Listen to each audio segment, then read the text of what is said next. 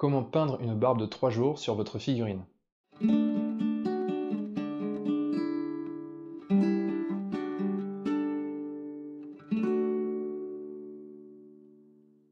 Salut les copains! Aujourd'hui, on est au jour 5 du challenge confinement, donc je me suis dit que c'était le perfect timing pour vous montrer la recette de la barbe de 3 jours. Pour 5, 3 jours, bon, ok, mais t'as compris. Donc du coup, on va voir ça tout de suite, c'est parti! Alors pour la recette de la barbe de 3 jours que vous m'avez demandé, je vais reprendre comme base le visage que j'ai peint hier. Le visage de cet ogre. Donc si vous l'avez pas vu, je vous recommande d'aller voir la vidéo d'hier, hein, où on fait la recette en pas à pas. Concrètement, alors cette recette de barbe de 3 jours, enfin pour moi, elle est vraiment archi simple pour un rendu qui est vraiment pas mal, quoi. Donc j'ai jamais essayé d'aller chercher quelque chose de plus complexe, j'en suis vraiment satisfait, vous me direz ce que vous en pensez. Donc en gros, ce que je fais, c'est que je vais prendre la teinte moyenne. Donc quand je dis la teinte moyenne, ça veut dire pas l'éclaircie maximum, pas l'ombre non plus, vraiment la teinte intermédiaire qu'on a réussi à obtenir avec les différents passages. Cette teinte moyenne, je vais l'additionner d'un tout petit peu de noir pour avoir la même teinte mais grisâtre. Cette teinte grisâtre, donc on va additionner plus de noir si on veut une barbe un petit peu plus vieille, on va dire, un petit peu plus longue, et on va en mettre d'autant moins qu'on veut que la barbe soit très récente. Et on va jouer sur la transparence de cette peinture en faisant un glacis. Donc je vais vous montrer tout de suite comment ça se passe. Donc voilà un gros plan sur ma palette. Alors la teinte intermédiaire qu'on voit sur l'ogre, ici, c'est à mi-chemin entre cette teinte-là et cette teinte-là. Mais comme on va rajouter du noir dedans, elle va un petit peu se foncer, donc on va venir piquer dans cette teinte-là. Donc je vais en prendre un peu, je vais la mettre ici, et je vais mettre une pointe de noir dedans, voilà, à peu près comme ça, et je vais la mélanger. Il n'y a pas assez de noir, je reprends un petit peu, voilà. Cette fois-ci, il y en a trop, donc je reprends de la couleur ici.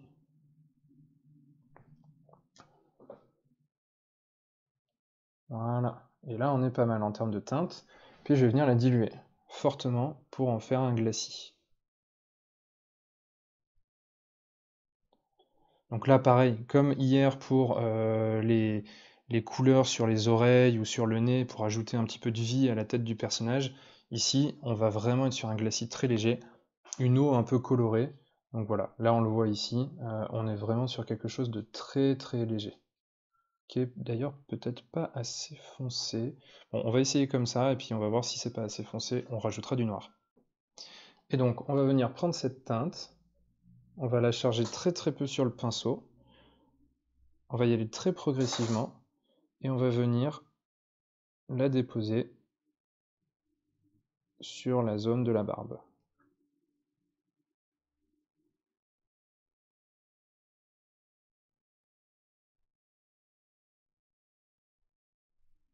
Alors là, en effet, comme je disais tout à l'heure, c'est pas assez foncé. Eh ben c'est pas grave, on va simplement remettre un peu de noir pour teinter davantage, pour ombrer davantage. Et donc du coup, on va avoir quelque chose qui ressemble à peu près à ça, ici.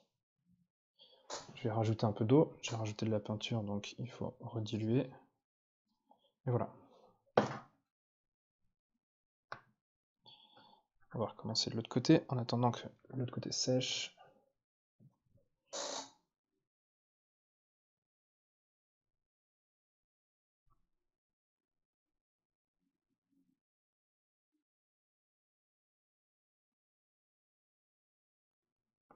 Bien évidemment, on évite la lèvre, à moins que vous souhaitiez avoir quelqu'un qui est poilu des lèvres, mais c'est assez rare.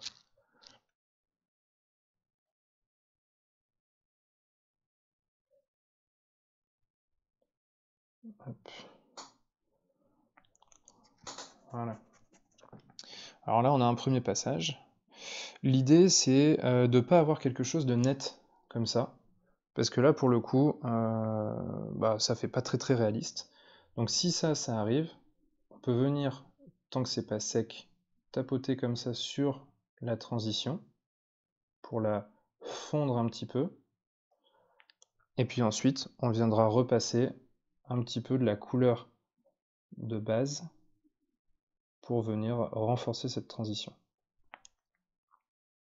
Là, on commence déjà à voir ça se dessiner. Moi, je la veux un petit peu plus marquée, parce que là, les contrastes sont pas énormes, donc j'attends que ça sèche et je refais un deuxième passage. Je passe un coup de sèche-cheveux et je reviens. Donc, comme je le disais, une fois que c'est sec, un deuxième passage. Alors, le deuxième passage, on peut le marquer davantage sur le bas, puisque la transition vers le haut, donc le haut de la barbe, c'est jamais vraiment net, surtout si on est sur quelque chose de médiéval fantastique, on imagine bien que les gars ils sont pas en train de se raser tous les matins. Donc du coup, on va insister davantage sur le bas pour avoir quelque chose de plus marqué en bas, et un petit peu moins sur la transition.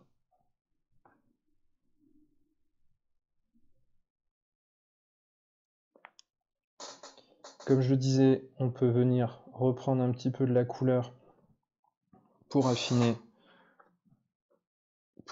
au niveau de la démarcation, ici, si on trouve que c'est trop marqué.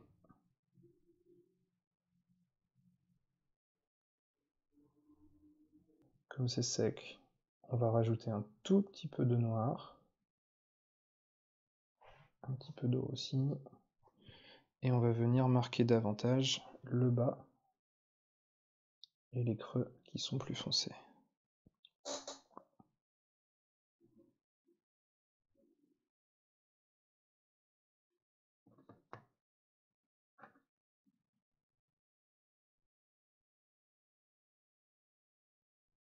Hop. Là, avec mon pinceau humide, je viens atténuer les transitions. Et voilà. Donc là, on a notre barbe de 3 jours. Alors là, je l'ai faite relativement bas parce que j'avais envie qu'il soit comme ça. Mais on peut très bien imaginer la faire remonter jusque au-dessus de la bouche pour faire vraiment une barbe complète. Là, je trouve que la physionomie du personnage ne s'y prête pas particulièrement, mais après, c'est à vous de voir. Et petite précision, évidemment, cette recette, elle est applicable aussi bien à la barbe qu'aux cheveux. Donc vous pouvez vous éclater avec des personnages chauves comme celui-ci pour lui rajouter des cheveux rasés. Vous pouvez même faire toutes les formes. Vous pouvez faire quelque chose de plus foncé sur le dessus avec un dégradé vers les tempes. Bref, il y a vraiment tout est possible avec cette recette puisque de toute façon c'est du glacis, ça vient s'appliquer sur le visage terminé et donc on peut faire ça sur n'importe quelle base. Et voilà. Et voilà pour ce tuto. Donc comme tu vois, c'est archi simple de faire une petite barbe à ces figurines. J'espère que tu auras appris quelque chose sur cette vidéo. Si c'est le cas, si la vidéo t'a plu, comme d'habitude, je t'invite à mettre le petit pouce en l'air, à partager la vidéo puisque c'est forcément toujours ce qu'il y a de plus important pour la chaîne, et à t'abonner pour pas louper les prochaines vidéos. Je t'invite aussi à aller voir le blog apprendre-la-peinture-sur-figurine.com. J'y ai plein d'articles sur la peinture sur figurine, sur des techniques, sur du matériel. Donc n'hésite vraiment pas à y aller. J'y ai aussi un petit guide du débutant à télécharger gratuitement. Donc tu as juste à t'y rendre et à télécharger ça. Il me reste plus qu'à te dire à demain pour une nouvelle vidéo. Et puis d'ici là, porte-toi bien, peins des figues et surtout, n'oublie pas de mettre des couleurs dans ta vie. Ciao!